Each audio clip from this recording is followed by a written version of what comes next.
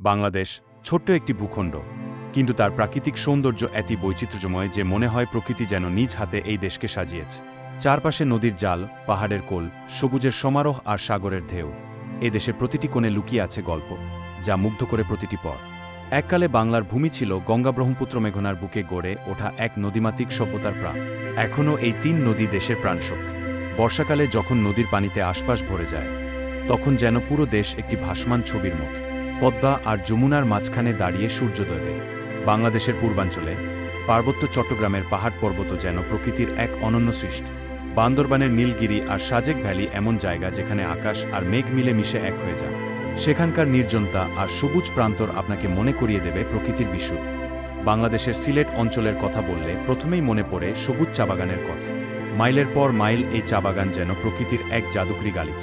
কুয়াশাচ্ছন্ন সকালে এই বাগানে হাঁটার সময় মনে হয় যেন এক মুগ্ধকর রূপকথার দেশে চলে এসেছে।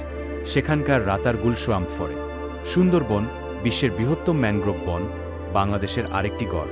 এখানকার বাঘ, হরিণ আর কুমিরের উপস্থিতি যেমন রহস্যময়, তেমনি বনভূমির নিস্তব্ধতা মনকে শীতল করে।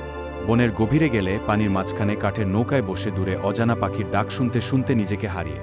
আর কক্সবাজার, বিশ্বের দীর্ঘতম সমুদ্র সৈকতটি যেন বাংলাদেশকে এনে দিয়েছে এক অনন্য পরিচিত।